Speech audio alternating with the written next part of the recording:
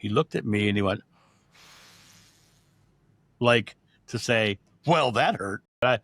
You asked a question earlier that I kind of got away from, and I want to come back to it.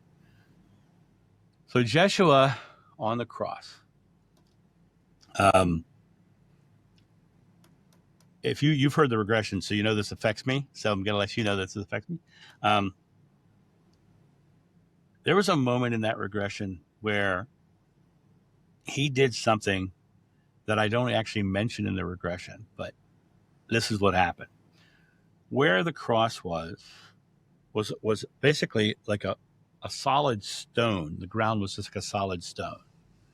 And they had chipped holes down into the stone because they were reusing crosses. They would put a cross up and it would drop into this hole. Right? And they push him up and it drops into the hole. Now, he's got nails through his wrists, right? He's got most people don't know this. He had a rope around his throat like that. And he had nails through the side of his ankles into the sides of the cross. And they lift him up and it drops into that hole. Now imagine how that felt, right? And what he did in that moment was this. He looked at me and he went,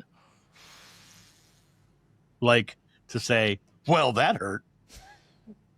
Right? And it was to make me feel better. And it was to make his mother and his wife feel better because John was there because of them. John was the only disciple who actually made it to the cross because his task was to take care of his family, take care of his mother and his wife. And that's why in the Bible you hear him say, mother, there's your son, son, there's your mother. He literally is telling her to take that. And then if you heard the regression, you know that I had a conversation with Mary at the end and she says, because you took care of me then, I'm taking care of you now.